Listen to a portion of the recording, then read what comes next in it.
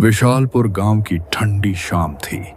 हर तरफ कड़कड़ाती ठंड फैल चुकी थी और इस गांव के बहुत से राज अब भी छुपे हुए थे।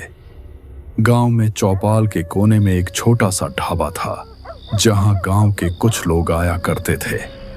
आज भी कुछ लोग उस ढाबे पर ठंड के मौसम का मजा ले रहे थे। ये लो, ठंड का मजेदार मौसम भी आ गया भाइयों। हाँ, और सुरेश भाई, इस मौसम में फिर इस तरह के ढाबे की चाय का तो अलग ही मजा है। हाँ, तू सही कह रहा है। ऊपर से इस वक्त पूरे गांव में ये बिजली भी चली जाती है। लेकिन यही तो मजा आता है, बिजली चली जाती है और हम दोस्त यहाँ इकट्ठा होकर चाय का मजा लेते हैं। मेरा तो दिल करता है कि इस बरसात की पूरी रात यहाँ तुम दोस्तों के साथ गुजार लूं। हाँ, वो सब तो ठीक है, लेकिन तुम लोग शायद एक बात भूल रहे हो। इस रात में जब दीपक चाचा की कहानी हो जाती है तो मजा और भी डबल हो जाता है। वैसे मुझे लगता है ये चाचा की कहानियां सब झूठी होते हैं। नहीं, ऐसा नहीं है। चाचा के किस्से सिर्फ झूठी कहानियां नहीं होते, बल्कि सारे किस्से उनके सच होते हैं। अरे अब छोड़ भी दो भाई, मुझे तो पहले से ही नहीं लगता कि दीपक चाचा की कहानियां सच होंगी। आजकल के दौर में ऐसा कहाँ होता है, ये भूत, चुड़ैल और छलावा वगैरह। ये तो तेरे मन की बातें हैं, लेकिन हकीकत तो यही है कि चाचा की बातें सब सच होती हैं। अच्छा, तुम लोग बहस न करो। ये चाचा अभी तक आए क्यों नहीं? मैंने कहा भी था कि थोड़ी देर में यहाँ आ जाना। वो लोग एक दूसरे के साथ बातें कर रहे थे कि तभी वहां दीपक चाचा उस ढाबे पर आ जाते हैं और उधर आसमान में बिजली की कड़क की आवाजें गूंज रही थीं। चलो, वो देखो, दीपक चाचा भी आ गए। अब इस बरसात में यहाँ ढाबे का असली मजा आएगा। कैसे हो तुम सब? लगता है कि मैंने तुम सबको आज बहुत इंतजार करवाया। हाँ चाचा, बात तो आप सही कह रहे हैं। हम सब आपका ही इंतजार कर रहे थे। लेकिन क्या हुआ? आपको आज इतने देर क्यों हुई? बेटा, वो आज मेरी बीवी की तबीयत थोड़ी ठीक नहीं थी, तो उसके देखभाल के कारण यहां आने में थोड़ी देर हो गई। अच्छा, चले कोई बात नहीं। हम तो समझ रहे थे कि आज तो आप बिल्कुल नहीं आएंगे। हमें वैसे भी यहाँ आपके कहानियों के बिना बिल्कुल भी मज़ा नहीं आता। मुझे खुद भी यहाँ तुम लोगों के साथ बातें करने में बहुत अच्छा लगता है। अच्छा चलो चाचा, अभी हम सब बैठे हैं, बस आप आ जाइए और ये बताइए कि आज हम सबको आप कौन सा किस्सा सुनाएंगे। अच्छा ठीक है, अब मैं आ गया हूँ और अब मैं आप सबको एक सच्चा किस्सा सुनाता हूँ। दीपक चाचा भी अब वहां उनके साथ बैठ जाते हैं और उन्हें किस्सा सुनाना शुरू कर देते हैं। अच्छा भाई, एक कप चाय कर दो मेरे लिए। अच्छा, तो आज मैं तुम लोगों को अपनी जिंदगी का डरावना किस्सा सुनाता हूं। ये बात मेरी जवानी के वक्त की है। उस वक्त तकरीबन बहुत रात हो चुकी थी और बारिश इतनी तेज थी कि रुकने का नाम नहीं ले रही थी। उस दिन मैं अपना काम खत्म करके ऑफिस से निकला ही था और वहां के बस स्टॉप के पास किसी बस का इंतजार करने के लिए रुक गया। मेरे आसपास अब कोई भी नहीं था, वहां सिर्फ मैं ही इंतजार कर रहा था। कुछ देर इंतजार करने के बाद मुझे अंदाजा हो गया कि जो आखिरी बस थी वो भी छूट गई है। तभी मेरी नजर रोड पर पड़ी तो मैंने वहां एक अजीब सी बूढ़ी औरत देखी। वहां अंधेरा ज्यादा था, इसलिए मुझे साफ कुछ नजर नहीं आ रहा था। तभी आसमान में जोर से बिजली कड़की, जिससे मेरा ध्यान वहां से हट गया और जब दोबारा मैंने उस जगह पर देखा तो वहां कुछ भी नहीं था। यह बात मुझे अजीब लगी और मैं उसी बारे में सोच ही रहा था कि तभी वहां से एक खूबसूरत सी साड़ी में एक लड़की मेरी तरफ आने लगी। वो वहां आकर मेरे पास रुक गई और ऐसा लग रहा था कि वो भी किसी काम से आकर बस का इंतजार कर रही हो। क्या हुआ जी? आप इतने डरे हुए क्यों हैं? और इतनी रात यहाँ अकेले क्या कर रहे हैं? मुझे डर लग रहा है यहाँ बहुत। डर? किस चीज का डर? मुझे इस अंधेरी रात से और इस रास्ते से डर लग रहा है। क्या आपको डर नहीं लग रहा यहाँ? नहीं, मुझे तो डर नहीं लग रहा। इसमें डरने की क्या बात है? बस सिर्फ रात ही तो है और बारिश है। बस अच्छा, आप बताइए, आप इतने रात को अकेले यहाँ क्या कर रहे हैं और आप कहाँ जा रहे थे? मैं अपना काम खत्म करके घर जा रही थी और बस में जाने के लिए जब यहाँ आने वाली थी तभी मुझे सामने सड़क पर एक अजीब सी भूरी औरत नजर आई। इसी वजह से अब मुझे डर लग रहा है। उसके ये बात सुनकर मैं डर सा गया, क्योंकि अभी थोड़ी देर पहले मेरे साथ भी ऐसा हुआ था। पहले मुझे लगा था कि शायद ये मेरा वहम हो गया, लेकिन वह मेरा वहम नहीं था। अच्छा, आपका घर कहाँ है? ये साथ वाले बिहारपुर गांव में है मेरा घर। अगर आप मेरे थोड़े से मदद कर लें और मेरे साथ वहां तक चले जाएं तो बहुत अच्छा होगा, क्योंकि बस तो जा चुकी है और मुझे अकेले जाने में डर लग रहा है। हाँ ठीक है, मेरे घर का रास्ता भी उसी गांव की तरफ है। चलिए, आप मेरे साथ चलें, मैं आपको आपके घर तक छोड़ दूंगा। जैसे ही मैंने ये कहा, वो लड़की तो जैसे मेरे साथ जाने के लिए कब से तैयार बैठी थी, और अब उस सफर पर हम दोनों साथ में निकल पड़े। हम दोनों पूरे रास्ते बातें करते जा रहे थे।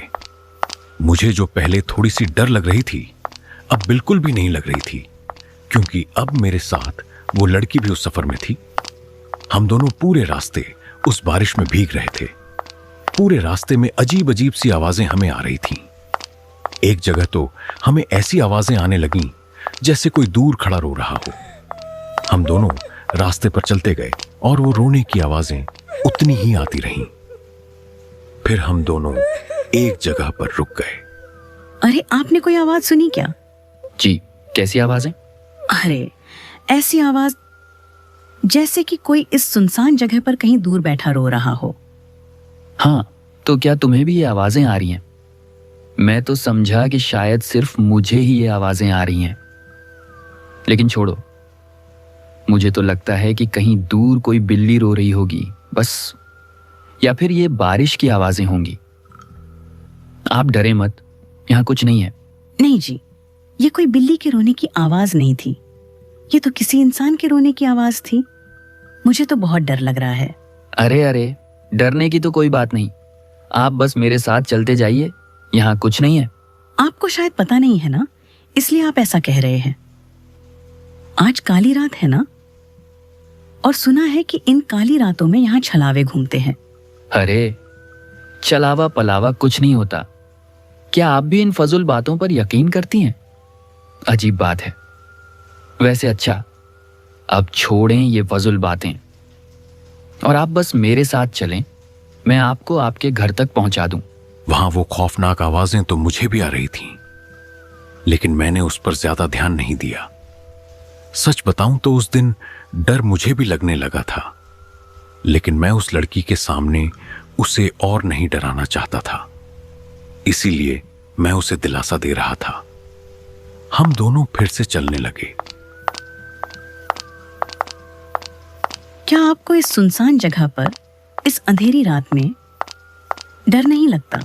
नहीं, इसमें डरने की क्या बात है, बस सिर्फ अंधेरा और बारिश ही तो है। नहीं साहब जी, बस सिर्फ अंधेरा और बारिश नहीं है, यहाँ पर और भी बहुत कुछ है। उसका इतना कहते ही मेरे पैर एकदम रुक गए। और भी बहुत कुछ है का क्या मतलब? और क्या है यहाँ पर? मैंने सुना है कि यहाँ पर इस सुनसान रास्तों पर छलावा घूमता है और लोगों को अपने बातों में लगाकर उन्हें अपना शिकार बना देता है। नहीं, मैंने पहले भी कहा था कि ये छलावा फलावा जैसा कुछ नहीं होता। ये सब बस पुराने झूठी बातें हैं बस।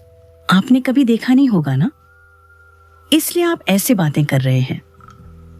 जिस दिन आपका सामना सच में छलावे से होगा, उसके बाद फिर आप ऐसी बातें नहीं करेंगे साहिब जी। यार, तुम तो ऐसे बातें कर रहे हो जैसे कि तुमने सच में कोई छलावा देखा है। तो बताओ, फिर कैसा दिखता है तुम्हारा छलावा? प्यारा है या नहीं? छलावा प्यारा कहाँ होता, वो बहुत ही खतरनाक होता है। अगर एक बार वो किसी को पकड़ ले तो फिर उसे आसानी से नहीं छोड़ता। अगर कोई भी चालावे के जाल में एक बार आ गया तो फिर उसका बचना बहुत मुश्किल है। वो सब तो ठीक है, लेकिन तुमने मुझे बताया नहीं। क्या तुमने सच में कोई छलावा देखा है? हाँ साहब जी, मैं छलावा ही तो हूँ। उसका ये कहते ही मैं एकदम से रुक गया, मगर जब मैंने पीछे देखा तो वो लड़की वहां नहीं थी।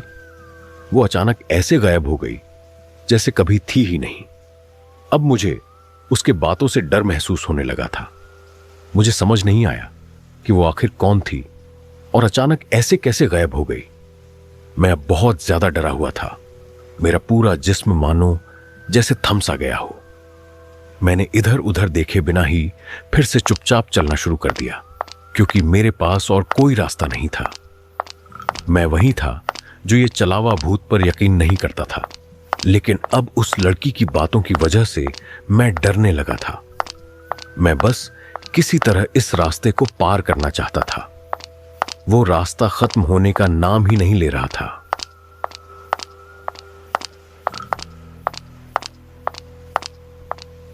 अरे साहब जी, क्या हुआ? आप तो लगता है डर गए। ये आवाज सुनते ही मैं एकदम रुक गया और पीछे देखा तो मेरे होश ही उड़ गए। अब वहां पर वो लड़की फिर से खड़ी थी। अब मुझे उस लड़की से बहुत डर लग रहा था। अरे तुम कहाँ चले गए थे? अरे साहब जी, आप तो डर ही गए। मैं तो बस आपके साथ मजाक कर रही थी। तुमने तो मुझे सच में ही डरा दिया था। लेकिन साहिब जी, आप तो कह रहे थे कि आप चलावा पलावा से डर नहीं लगता, तो फिर आप किस चीज से डर रहे थे? उसके इस सवाल का अब मेरे पास उस वक्त कोई जवाब नहीं था, इसलिए मैं कुछ न बोल सका और चुपचाप वहां से हम दोनों साथ में दोबारा जाने लगे। देखो लड़की, रात के वक्त इस तरह के मजाक ठीक नहीं होते। क्यों साहब जी, आप भी मेरे मजाक से डर गए थे ना? नहीं, मैं डर नहीं था, बस थोड़ा सा परेशान हो गया था कि तुम कहाँ चले गए। अच्छा, तो मतलब कि अभी भी आपको लगता है कि चलावा वगैरह कुछ नहीं होता? अच्छा, तुम अब बस ये बातें छोड़ो ना, कोई और बात करते हैं। अच्छा देखो, अब बस हम घर पहुंचने ही वाले हैं। नहीं साहब जी, घर तो अभी बहुत दूर है। लगता है कि तुम्हारा इस रास्ते से ज्यादा आना जाना रहता है, इसलिए तुम्हें रास्तों का पता है। क्या हर रोज इस रास्ते में अकेले जाने से तुम्हें डर नहीं लगता? क्योंकि यहां तो इस वक्त कोई भी नहीं जाता। नहीं साहब जी, मुझे डर क्यों लगेगा, क्योंकि मैं खुद एक चलावा हूँ। तुम भी वैसे अच्छा मजाक कर लेते हो। इस बार मैं कोई मजाक नहीं कर रही। उसका इतना कहते ही मैं दोबारा रुक गया और पीछे देखा तो अब पीछे वो लड़की दोबारा से गायब हो चुकी थी। ये देखकर अब मैं सच में बहुत घबराया था। देखो लड़की, रात बहुत हो चुकी है और हमें जल्दी बाहर जाना है, तो प्लीज ऐसा मजाक बार बार मत करो। मुझे वैसे भी ऐसे मजाक बिल्कुल भी पसंद नहीं। अब चलो, मजाक ना करो और जल्दी से बाहर आओ, अब हमें घर भी पहुंचना है। मैंने उसे बहुत आवाज दी, लेकिन वह बिल्कुल भी बाहर नहीं आई। देखो, अगर तुम 2 मिनट में बाहर नहीं आए तो मैं इस बार तुम्हें यहां अकेले छोड़कर चला जाऊंगा। मैं सच में इस बार तुम्हें यहां छोड़कर चला जाऊंगा, तो प्लीज अब निकलो। अब मेरे बार बार कहने पर भी वो बाहर ना आई और मैंने वहां से जाने का सोच लिया था, लेकिन मुझे उस लड़की की भी थोड़ी फिक्र हो रही थी। आखिरकार रात बहुत काली हो चुकी थी और बारिश भी थी, इसलिए मुझे वहां से जाना ही ठीक लगा। अब थोड़ा चलते चलते जब मैंने रास्ते को देखा तो वो रास्ता उसी तरह का था जहां से मैं पहले जा चुका था। जब मैंने चारों तरफ देखा तो मुझे यह महसूस होने लगा था कि यहां कुछ ना कुछ ठीक नहीं है, लेकिन अब मुझे कुछ समझ नहीं आ रहा था और मेरे पास कोई और रास्ता भी नहीं था, इसलिए मैं बस चलता ही जा रहा था। चलते चलते अचानक मेरे पीछे से मुझे किसी के चलने की आवाजें आने लगीं, जैसे कोई मेरे पीछे पीछे चल रहा हो। उस आवाज ने अब मुझे और भी ज्यादा डरा दिया और वो कदम लगातार मेरे पीछे ही आ रहे थे। साहब जी, अब आप यहां इस चलावे से निकल नहीं सकते। वह आवाज मुझे जानी पहचानी लगने लगी और वह आवाज किसी और की नहीं बल्कि उसी लड़की की थी। जब मैंने पीछे मुड़कर देखा तो जो मैंने देखा उसे देखकर सच में मेरा दिल बैठने लगा। पीछे अब वह लड़की नहीं बल्कि लगभग 100 साल की एक बूढ़ी औरत खड़ी थी। उसका पूरा शरीर किसी जानवर की तरह था। वह लड़की अब पूरी तरह बदल चुकी थी। उसका भयानक हुलिया देखकर मैं सच में सन्न रह गया। वह सारा मंजर देखकर उस वक्त डर के मारे मेरी पैंट गीली हो गई और मैं जल्दी से वहां से भागने लगा। मैं तेज तेज वहां से चलने लगा। मैं बस किसी तरह उस छलावे के फंदे से बाहर निकलना चाहता था। तभी वहां एक रिक्शे में बैठा आदमी मेरे सामने आ गया और मैं उसके साथ बैठकर तुरंत वहां से चला गया। बाद में मुझे उस आदमी से पता चला कि उस सुनसान रास्ते पर काली रात में अक्सर छलावे घूमते रहते हैं जो लोगों को अपना शिकार बनाकर खत्म कर देते हैं। लेकिन उस दिन मेरी किस्मत अच्छी थी, इसलिए मैं वहां से बच गया।